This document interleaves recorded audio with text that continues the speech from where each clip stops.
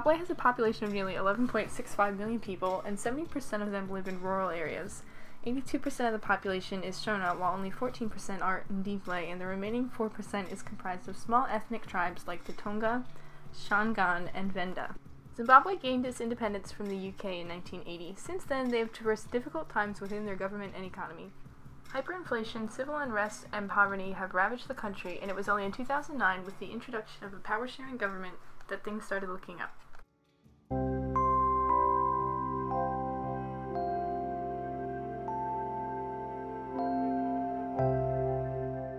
A popular tradition in Zimbabwe is Christmas. Zimbabweans usually begin Christmas morning by attending a church service. Then, everyone throws parties in their homes with loud music, food, and presents, and on the way home, people go from house to house visiting friends and family. It is customary for Zimbabweans to wear their best clothing for Christmas, and for many families, Christmas is the only time when they get new clothes. Only the main room of the house is decorated for Christmas.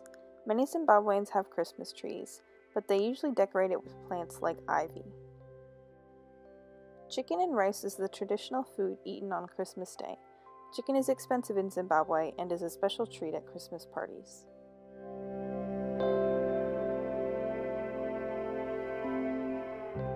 For a custom, I will share a few taboos in Zimbabwean culture. It is considered very rude to stick your tongue out at someone, especially the elderly. It is also considered obscene to lick your lips while staring at the opposite gender. And many also consider it rude to speak to someone with your hands in your pockets.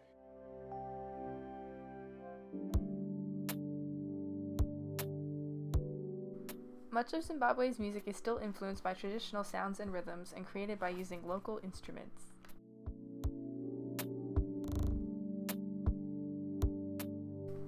The mubira, also known as the thumb piano, has been played in Zimbabwe for over 1,000 years. It is a small handheld instrument belonging to the lamellophones family, and it comes in many sizes and normally has 22 to 28 middle keys, which are iron prongs mounted on a hardwood soundboard, which is often placed inside a gourd or calabash skin, which acts as a resonator. It is played using both thumbs and forefingers. Dance is common in the rural areas of Zimbabwe. They use dance for religious, ceremonial, and social matters. The Zimbabwe National Traditional Dance Association, or the ZNTDA, organizes events like the Jerusalem Dance Festival, where traditional dances are celebrated and performed.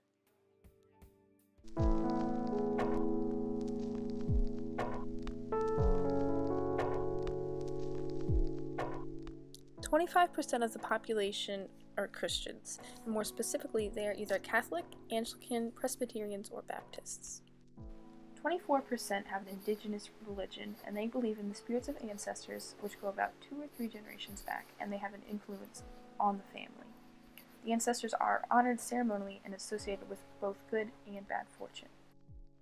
Prophecy and divination are also used for contacting spirits for divine inspiration, and witches are believed to have the power to raise angry spirits and help justify these spirits, and so families use the witches to avenge deaths or enforce debt payments. 50% of the population is syncretic, which means they have blended both Christian beliefs and indigenous beliefs. The Shona people have been monotheistic for centuries, and their deity is called Mwari. They interpret the Bible in a biased way based on traditional values and their view on ancestors. Many Christians believe in witchcraft and seek spiritual guidance in both of their Christian and indigenous belief systems. All of the languages spoken in Zimbabwe, other than the official language of English, are Bantu. Bantu is a branch of the Niger-Congo language family. Shona and Ndebele are the most commonly spoken. Shown below is a written version of Shona, followed by a verbal example of Shona. Dinonzi. Lindsay Kershaw. My name is. The slow but dooming decline of Zimbabwe's economy took place from the 1990s into the 2000s. There were multiple causes that created such a terrible situation, including the repercussions of land reform, Zimbabwe's aid in the Democratic Republic of Congo's civil war, and the suspension of international loans and economic aid provided to the country. The introduction of a power-sharing government helped the economy and eased hyperinflation, because Zimbabwe previously had inflation levels of 5 billion%, and it got to the point where they had to suspend the Zimbabwean dollar.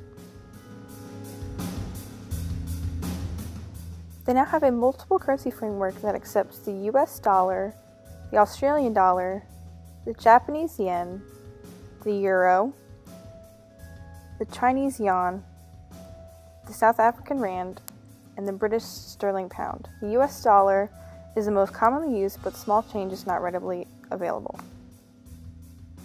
70% of the population relies on agriculture, and Zimbabwe is self-sufficient in grain, and cotton is the only cash crop. Industry makes up 25% of the gross national product. Mining supplies jobs for about 5% of Zimbabweans, but the sector itself brings in about 1/3 of the country's export earnings.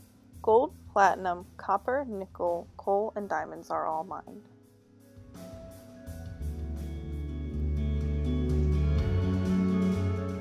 The current president of Zimbabwe, since December 31st, 1987, is Robert Gabriel Mugabe. His vice president, since December 6, 2004, is Joyce Mujuru. Presidential candidates are elected by a popular vote into a 5-year term that has no limits. The next elections are expected to be in 2018. The legislative branch is a bicameral parliament that consists of the House of Assembly, which has 270 seats, and members are elected by popular vote into 5-year terms. 60 of these seats, however, are reserved for women.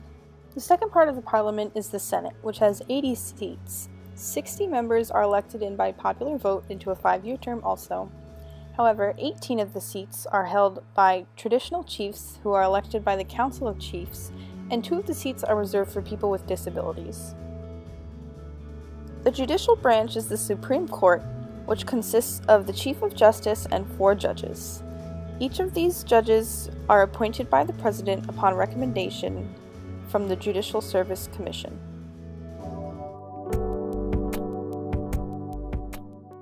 Marriage is common and ensures the survival of the family's lineage. It also provides women with status in land, and therefore single people are not commonly found in Zimbabwe. 2 types of marriage are recognized by law: customary and civil marriages. Customary marriages are usually polygamous, which are legal for Black Zimbabweans. However, they can only be dissolved by death. And these types of unions are widespread but losing popularity as low incomes encourage smaller households. Civil marriage, which is more common, is monogamous and can be dissolved by either death or divorce. However, divorce is uncommon and stigmatized, especially for women. The family unit varies depending on what region of Zimbabwe you are in. Families in rural areas are usually comprised of the husband, wife, or wives, children, and members of extended family like grandparents or aunts and uncles. Polygamous families may consist of multiple households. Wealthier families in urban areas consist of only the nuclear family, which includes the husband, wife, and children.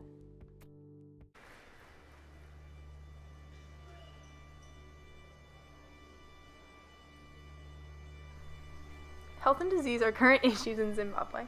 Hospitals do not have enough drugs and are poorly staffed because most health professionals have left the country to find higher salaries and better working conditions.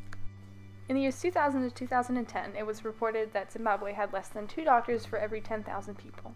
Because of this, many Zimbabweans use traditional healers which offer both spiritual and medicinal treatments.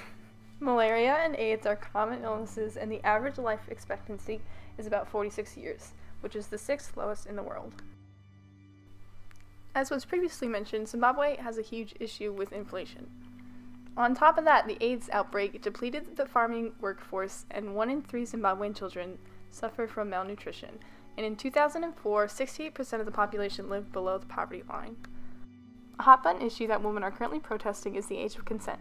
Many young girls are forced into marriage in their teenage years, so women are fighting to raise the age of consent from 16 to 18. 1 in 3 women are married before their 18th birthday, and 20% of those women are married and pregnant by the age of 15. Human rights are being violated because marrying early takes away their right to education and therefore diminishes their chance of getting a job and good health care.